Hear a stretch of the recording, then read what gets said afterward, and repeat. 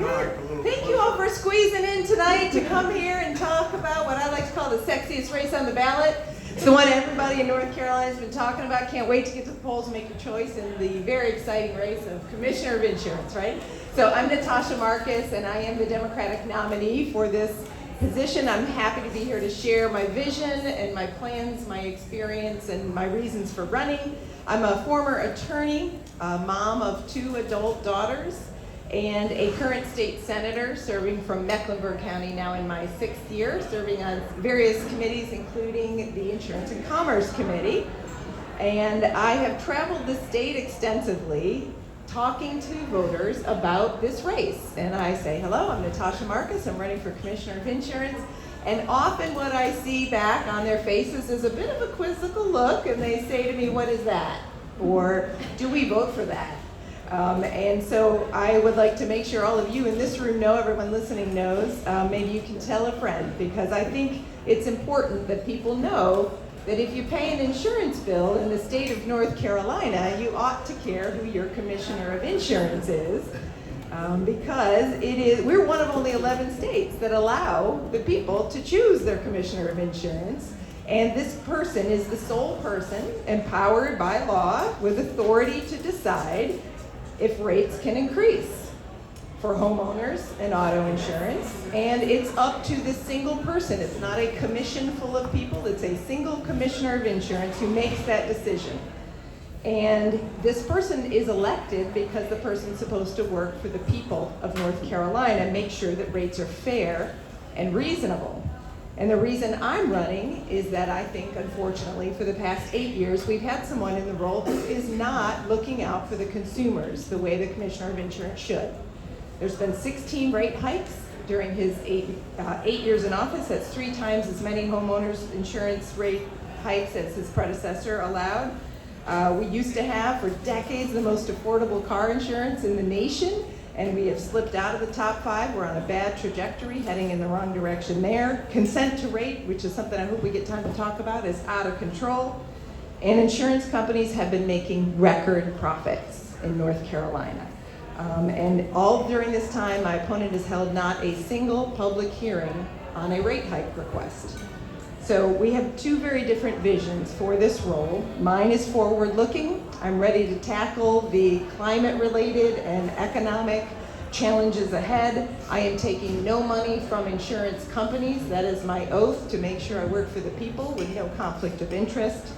And on the other side, I think we have someone who would like to take us backwards, frankly, to before the Affordable Care Act was enacted. Thank you, Senator Marcus. And, oh, I see a stop sign. Okay, I'll stop there. Commissioner Causey, 3 minutes for your opening statement.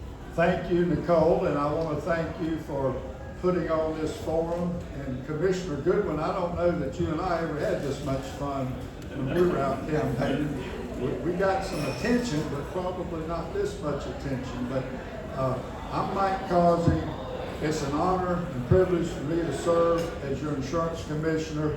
I was born on the dirt road produce farm in Guilford County, where I still live today, about 2 miles south of the A&T farm. And I'm all about consumer protection. Now, for the past 8 years, what I've done is follow the law. And North Carolina has a state law, and I've followed the same law that Commissioner Goodwin followed, Commissioner Long. And if you want to go back to taking the insurance companies to court every time, we had a commissioner that did that by the name of John Ingram. And I don't know, Commissioner Goodwin, you may correct me, but if I recall, I believe he went to court about 34 times and lost 31 times, and it was a disaster. And we don't want to end up like Florida and California. And I have worked with the companies to keep the rates as low as possible, and we certainly wouldn't want anything to go up. We don't want our groceries to go up. We don't want our fuel prices to go up. But inflation is here, and I think there are some insurance companies that would argue about those profits, because insurance companies are telling me they don't want to write homeowners insurance in North Carolina because they're losing money on what they have now. So it is a problem, but North Carolina is in good shape for insurance. We have one of the most healthy, stable insurance markets in the nation. And when it comes to automobile insurance, you can read the report from Forbes. They published a report earlier this year. North Carolina was 6th in the nation, only 5 states with lower insurance. We're the lowest in the Southeast for homeowners rates. So we're here to help consumers, and we're all about helping consumers every day. Thank you. Thank you so much. So now we're ready to jump into the questions. So we're going to have 2.5 minutes to answer these questions, and hopefully we get through all of them. So the first one, Commissioner Causey, hold on 1 second, y'all. Here we go. Okay. Due to the devastation caused by the hurricane, what should the commissioner's top priority be in responding to people's needs? I just came from the mountaintop this afternoon. I was in McDowell and Burke counties and Old Fort. Looks like a war zone. They have opened Interstate 40, thank goodness. It's helping tremendously. But the town of Old Fort and all of western North Carolina depends on the railroad, and the railroad from Old Fort to Asheville is gone. I mean, it is literally gone. The tracks washed away. It is truly devastating. I have been on the phone ever since last week. We've had people on the ground with the Department of Insurance going door to door. We went to 144 homes last Thursday to get people out of their home to save their life. Not a single life has been lost in McDowell, but we've lost a lot of lives in Buncombe and some of the other counties. But this is a disaster of epic proportions, and we all have to come together, as the governor said this morning, to work as a team. And I'll be back up there tomorrow helping to get supplies, working with our first responders, and we've got folks all over the country coming in here to help North Carolina. And other states are having issues too, but none worse than what we're dealing with in western North Carolina. Thank you. Senator Marcus, due to the devastation caused by the hurricane, what should the commissioner's top priority be in responding to people's needs? It's hard to rank top priority. First, I do want to mention that I have heard the devastating reports out of western North Carolina. I think we're all just really in a state of shock about how very bad it is out there. I know I get briefings as a state senator from various government agencies, and spoke today with Scott Mullins, who lives in Asheville and is the head of the Professional Firefighters Association there. And he told me a story that as they've been going door to door to save people, he literally found a body in a tree 30 feet in the air. That's how bad it is. So one thing that comes to mind when I think about storms like this one is how glaringly obvious it is that climate change is real and that it's happening, and that we ought to admit it and talk about it and tackle it. We can't just react and say, oh, well, that was a bad storm, and clean up from it and go on like the climate isn't changing. It is. One of the frustrations that I have with my opponent and his party is their refusal to admit that.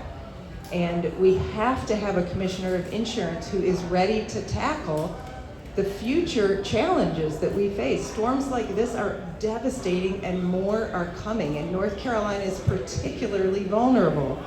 We have a long coastline, we have a lot of low-lying land in North Carolina, and now we're seeing flooding happening in the mountains too. And too many people don't have flood insurance. I'm very concerned about how many people are going to realize after they hopefully come out of it alive that there's no money there to cover their rebuilding costs.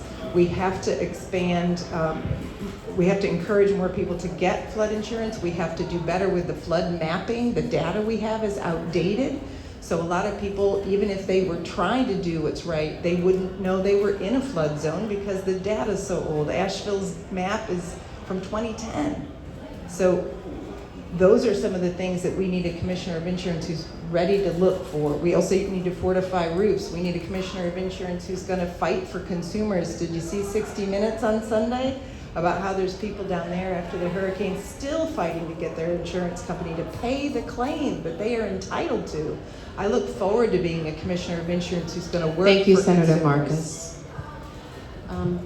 So Senator Marcus, as commissioner, what steps will you take to keep insurance affordable for homeowners and mobile homeowners and mitigate the harms of rate increases? So I alluded to it a little bit in my opening, but one of the main things we need to do is bring back the public hearings. So I'm not talking about a court proceeding. That happens later if there's an appeal. What I'm talking about is the public hearing on a rate hike that has not happened in 8 years under my opponent.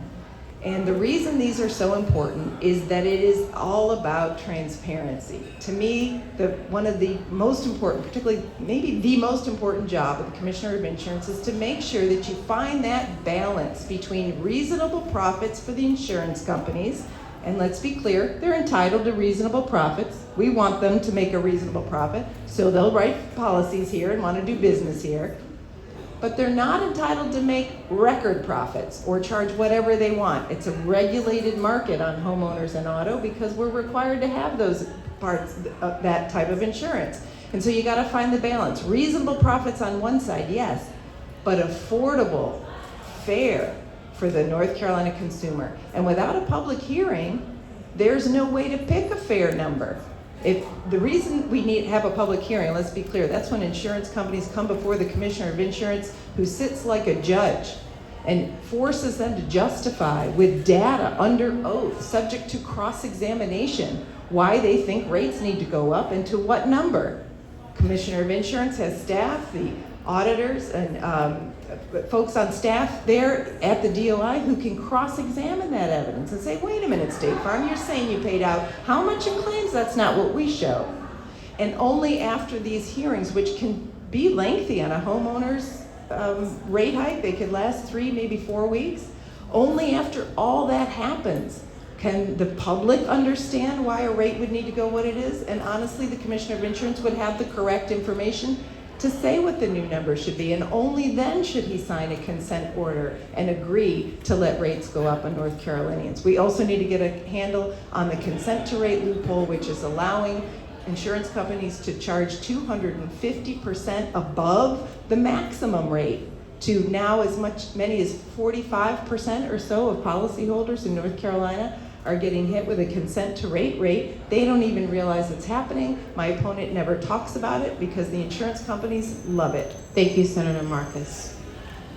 Commissioner Causey, what steps will you take to keep insurance affordable for homeowners and mobile homeowners and mitigate the harms of rate increases? Thank you. First, I want to mention consent to rate. The consent to rate was passed by the North Carolina General Assembly. Senator Marcus has been a state senator for at least 6 years. I've never seen any legislation introduced to address the consent to rate.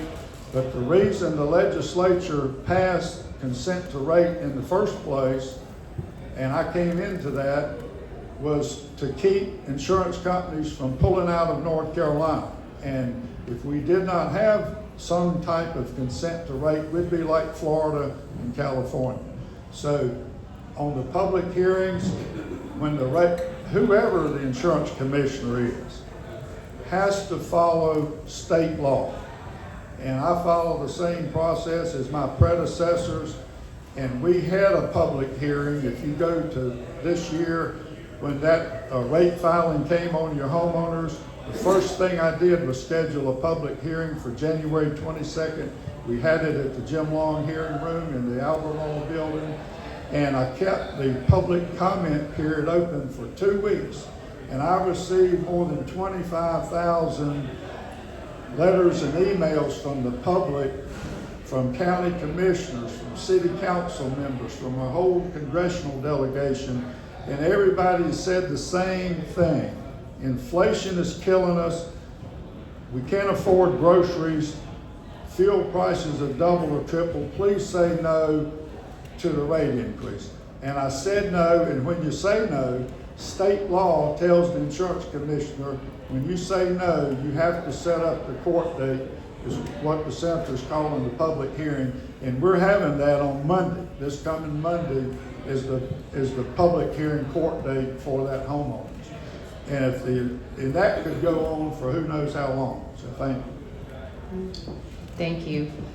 Commissioner Causey, can you talk about your experiences, skills, and areas of expertise that make you the ideal candidate for leading the Department of Insurance? Thank you. Yes.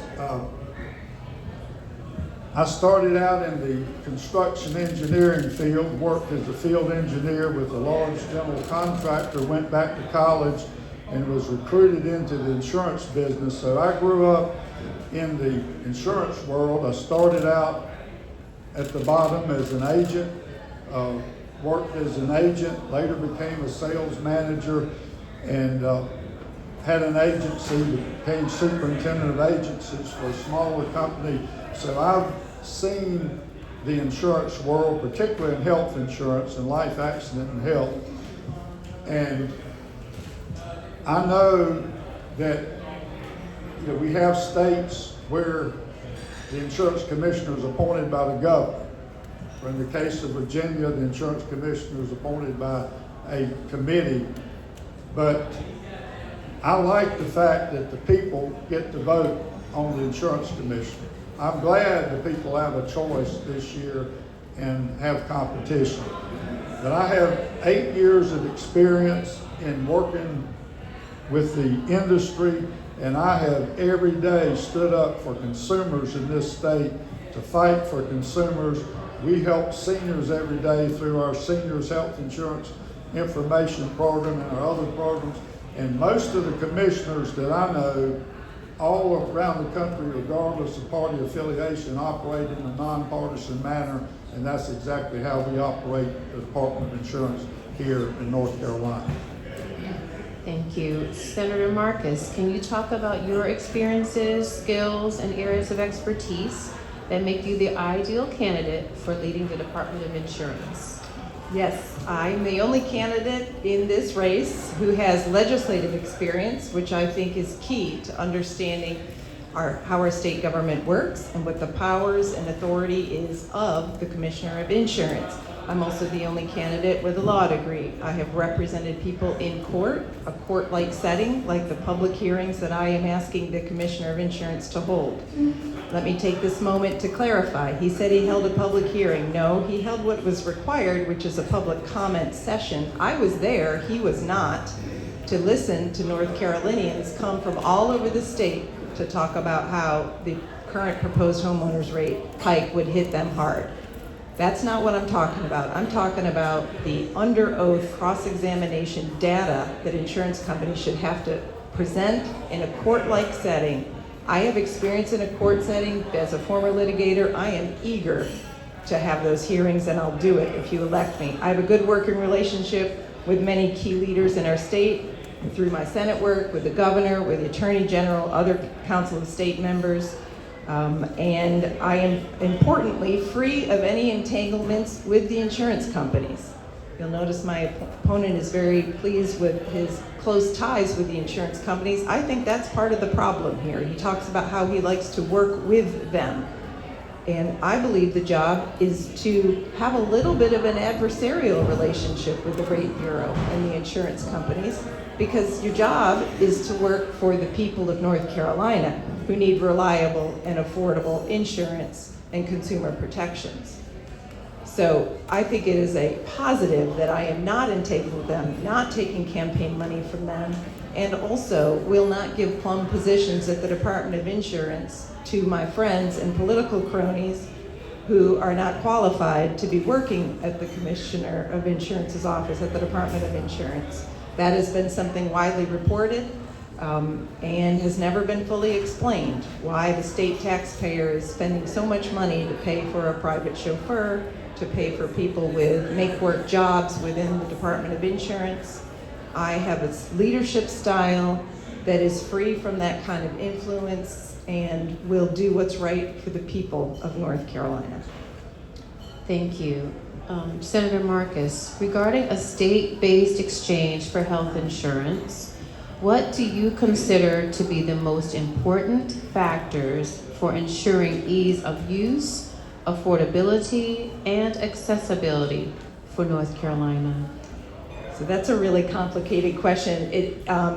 Just to set the stage, so that's something that the Affordable Care Act envisioned that all states would do when it first passed. They envisioned every state would expand Medicaid because there was federal dollars to cover, and that should have been a no-brainer to cover people with the tax dollars we've already sent to DC, and to set up a state exchange, which is a more local way for people to have access to insurance. So I supported both from the get-go. At the time it came out, I was actually a volunteer at a community center in Davidson, where I live, that had a free clinic for people who worked jobs but couldn't afford to see a doctor because they didn't have insurance. And this is exactly the kind of program that would have filled that gap for those people. So when I got to the Senate, I fought very hard under the governor's leadership to finally expand Medicaid, and believe we should have a state exchange. I believe the previous commissioner of insurance was ready to start that program until the General Assembly shut it down. So that would be one more way for people to insulate North Carolinians from what happens up in Washington. So during the Trump administration, people of my opponent's party wanted to do away with the entire Affordable Care Act. That would be a disaster for North Carolinians. And I hope my opponent has changed his opinion on the Affordable Care Act and that we would never try to do that anymore. But I do worry what happens at the federal level. So a state exchange would be important. We'd have to make sure that the insurance companies didn't have too much influence over those boards. We'd have to have various people, stakeholders in the industry. And I would look to organizations, honestly, like the ones hosting this forum, for good ideas. I know there's policy papers that you all have put out and others that caution how you do it. You have to be careful how you do it. And so I would love to move in that direction with the advice of experts. Thank you. Commissioner Causey, regarding a state-based exchange for health insurance, what do you consider to be the most important factors for ensuring ease of use, affordability, and accessibility for North Carolina? We have a state-based exchange that we developed. The legislature did pass legislation to require us to go that direction. Georgia implemented it first, and we got the language drawn in record time. We're ready to go. I favor it. I think it's a good idea. I think it's good for the people. And I think the Affordable Care Act has been a blessing to many people, and we work with it every day. We have folks in our Life and Health Division that help consumers with any issues they have under the Affordable Care Act. And I believe the state-based exchange will save us a lot of money. I'd rather see it staying here in North Carolina than going up to the federal government. So we work with folks every day helping people find coverage, whether it's through the Affordable Care Act or wherever we can get help. But our mission is to help consumers, and that's what we do every day, and that's what I've been all about for the past 8 years and will continue if I'm fortunate enough to be reelected. Thank you. Thank you. Commissioner Causey, what is your opinion of public participation in the rate review process for insurers? I'm all about the public participation. The public hearing that Senator Marcus wants is happening this coming Monday, October the 7th. It's been widely publicized, but every single time, regardless of whether it's automobile insurance, mobile home insurance, dwelling insurance, whatever the type of insurance is, when we get notification from the North Carolina Rate Bureau, and let me remind everybody, the Insurance Commissioner in North Carolina does not set insurance rates. We're a rate bureau state. The rate bureau was created by the General Assembly in 1977, and regardless of who the insurance commissioner is, the law of North Carolina has to be followed, and the commissioner has to make sure rates are adequate. That's the key word, adequate, for that insurance company to pay claims and remain solvent. And then if they're excessive or unfairly discriminatory, I said to the homeowners, no, these rates are excessive and unfairly discriminatory. We set the court date. The public hearing that the senator talks about is coming up Monday. And when we had the public comment hearing, I wanted to be there really bad, but the attorneys at the Department of Insurance and the Attorney General's office said you cannot go. And so on the advice of the attorneys, because of our role, we weren't there. But the consumers know where I stand, and that's on the side of the consumer. Thank you. Thank you. So, Senator Marcus, what is your opinion of public participation in the rate review process for insurers? I'm pleased to see that we're going to maybe have our first public hearing. I hope that it will go forward. Every other time that my opponent has said there will be a public hearing on a rate hike, it gets canceled at the last minute, and instead he meets privately with insurance companies and agrees to raise rates. And he likes to say the insurance commission doesn't set rates. That is a very curious way of saying avoiding, I guess, the job. Another way to say it is that without the approval of the insurance commissioner, rates cannot go up. So I understand that the rate bureau initiates the process of requesting a rate hike, but it's up to the insurance commissioner in the end to say yes or no, or what the new rate's going to be. And I believe, here's an example. I brought this just in case because I heard he might say he doesn't set the rates, but this is your signature on the most recent homeowners rate increase. That's the consent order, and that's his signature. And without his signature, the rates wouldn't have gone up. So I don't really know what point he's trying to make there. I do hope the hearing goes forward on Monday, so we will, for the first time in 8 years, have some transparency about the data. And I think a commitment to transparency is so important here, because if the public is allowed to make comments in a session where the Commissioner of Insurance isn't even there, and that's it, then that's not really doing the job of representing the people of North Carolina. Not when we have these private settlements that there is no data, there is no recording of what happens during those private settlement meetings. And we know that he is taking, so far, $250,000 from insurance industry sources to help him get elected for his campaigns. It's legal, let me be clear, that's legal for him to do that. I see that as a conflict of interest, though. And one more reason why we should have a public hearing to decide whether the data justifies a rate hike or not. And if the data justifies a rate hike, so be it. I'm not going to sit here and lie to you and say I will never have a rate hike ever, because we don't want the insurance companies to leave our state. But right now, he's just taking their word for it. They threatened to leave. They're not leaving, folks. They are making record profits. Thank you, Senator Marcus.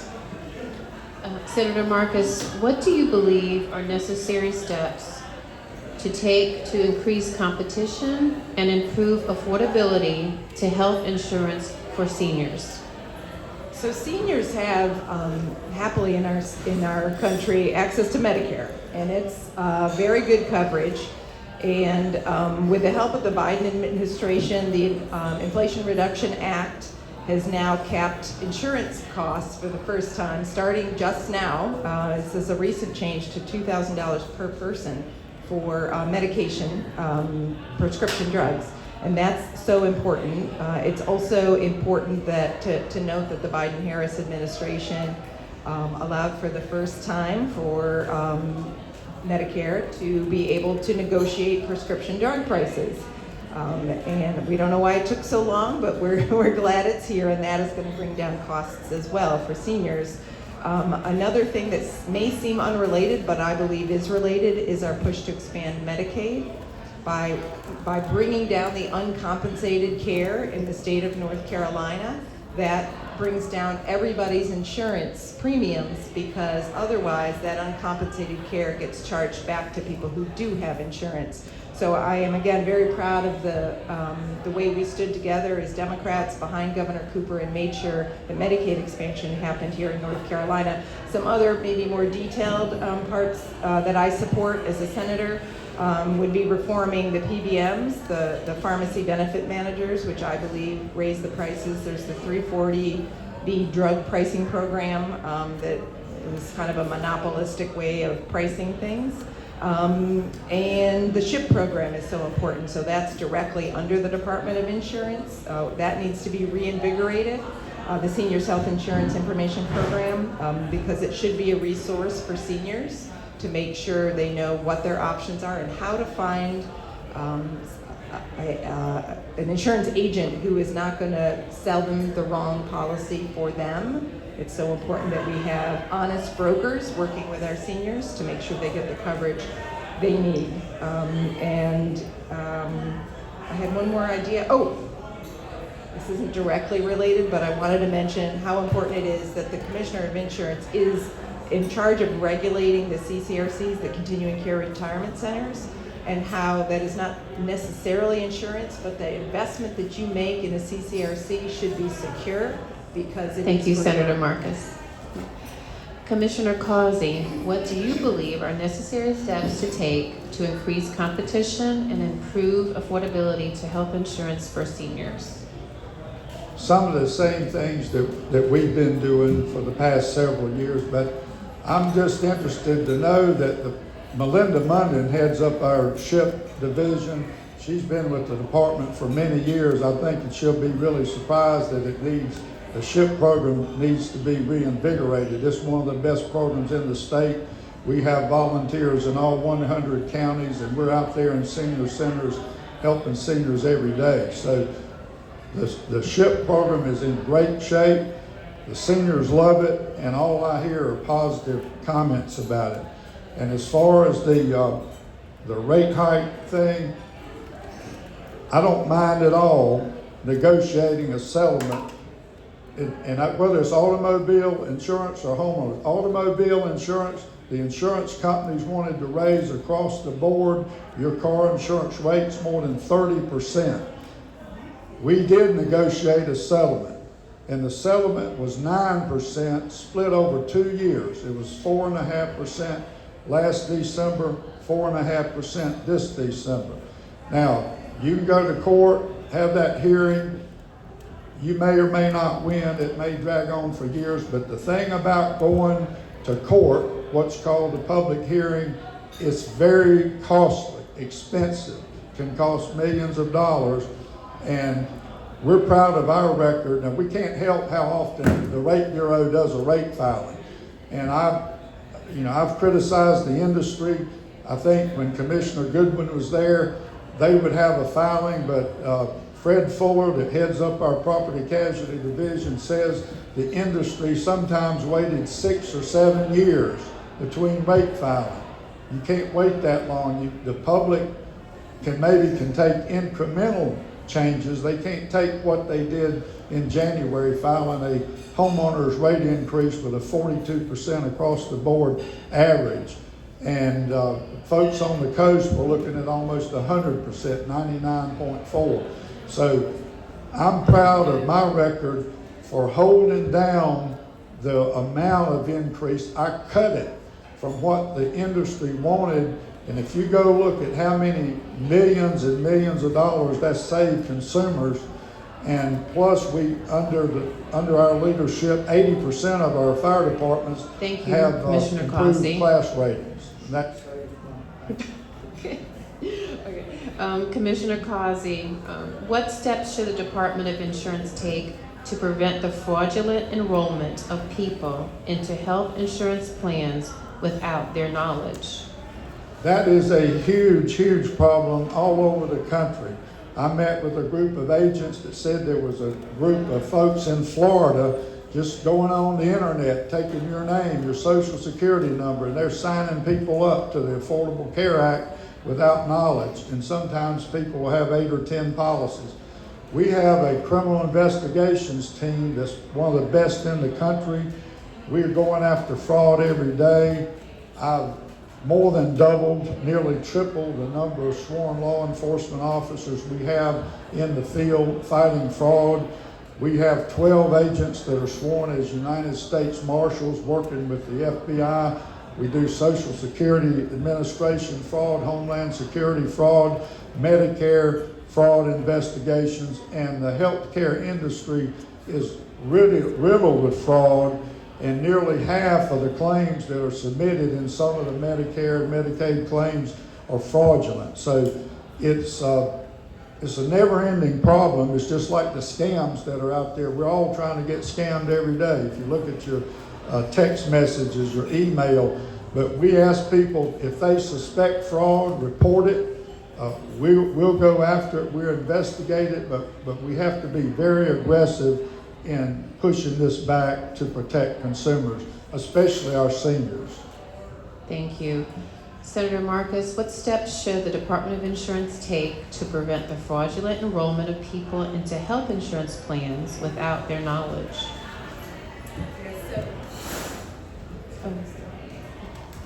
Try again.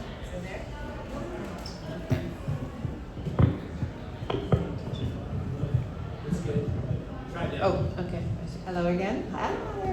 There you go. Yes. Thank you, Tim. So that I agree. It's a big issue. I spoke with agents in various cities. Specifically, I remember a conversation with a gentleman in Greensboro who described this practice as almost, what did he call it? Almost harassment. He said the number of phone calls that he, as soon as you turn 65, apparently, I'm not there yet, but apparently once you turn 65, you start getting harassed by these companies, sometimes out of state and sometimes out of the country, calls coming in, and they come into seniors and they try to sell you a policy that's not right for you.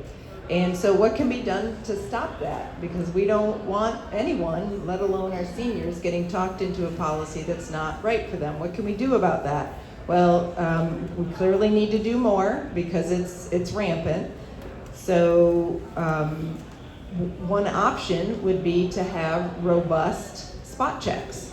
So the Commissioner of Insurance has the authority to check all new enrollees. You could do it by company, and you could check in with them and say, how were you contacted to enroll in this program? And if they were contacted with a cold call, that's illegal in North Carolina, and we ought to be reporting that. I don't know that we have the data, because I don't think there have been those kind of spot checks. We need to have an audit run to look for patterns and evidence of fraud. Sometimes these same companies are doing it in various states, so the seniors, not just in North Carolina, but elsewhere. So I would like to coordinate, engage with other commissioners of insurance in other states and find out, is this happening there? Are you conducting these spot checks and audits to look for these patterns? Are you talking to these seniors who enroll in these new programs to find out how they were contacted? It's already illegal for these calls to come to the home unsolicited, and it's clearly not being enforced, and the Commissioner of Insurance needs to do more to stop it from happening. Thank you. So now we're ready for closing statements.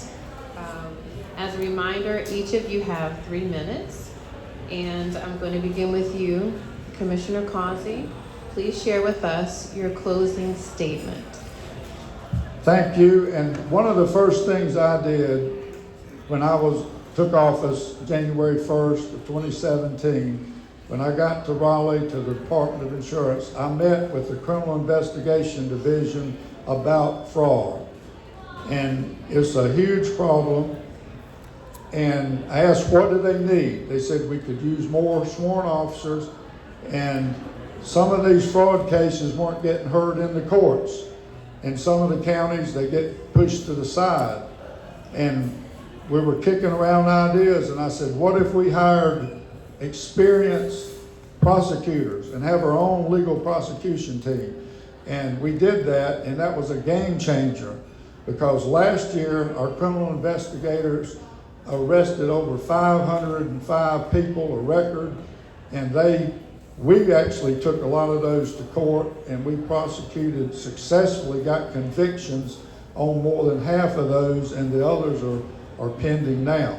And one of those turned out to be a first-degree murder case down in Gaston County. So you never know where insurance fraud may lead. So we've led the nation in the fraud, going after insurance fraud.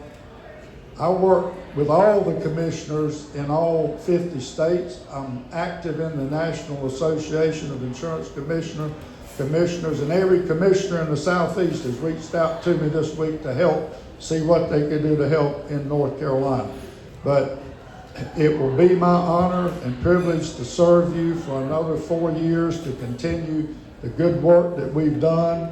I'm not sure about some of that other misleading information that came about or where it came from, but if anybody has any questions, I have an open door policy. You can email me directly at mike.causey@ncdoi.gov and ask me any question you want to, and we'll get an answer. And I do have to follow my general counsel legal's advice, so sometimes I can't answer everything. So thank you, and thank you, Nicole, for hosting this, and the Justice Center for hosting this. Thank you, Commissioner Causey. Senator Marcus, please share with us your closing statement. Sure. So thank you again for all coming to hear more about, again, sexiest race on the ballot, right? So interesting. Some people think insurance is going to be boring. It's not boring. This is interesting stuff. Everybody in North Carolina's wallets are impacted by this race, and I'm thinking more and more voters are noticing that.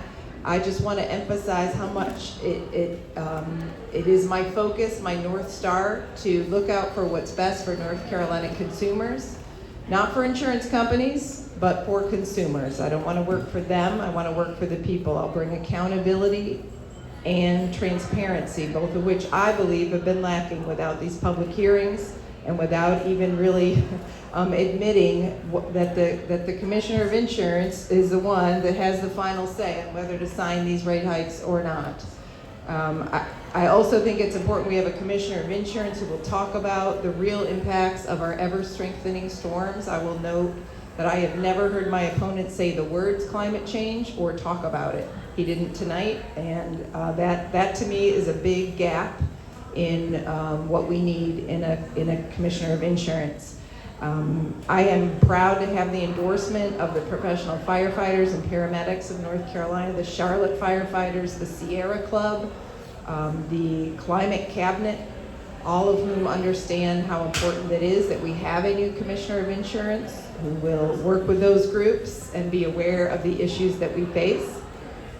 I have filed a bill to study consent to rate. I guess my opponent's not aware of that, but I think that is a critical part of protecting consumers in North Carolina. It makes a mockery of a regulated market to say that to be happy, to allow insurance companies to charge you 250% above the maximum rate, and all they have to do is put a notice somewhere on the back of your bill. Again, my opponent has called that freedom for insurance companies, saying that that's a good thing. I disagree. I think it's a gaping hole and a giant loophole that we need to address because it's not fair for North Carolina consumers. I understand that the insurance market is tricky, but we need someone in this role who is not going to just believe the threats of insurance companies and give them what they want by them saying, oh, well, you don't want to be Florida.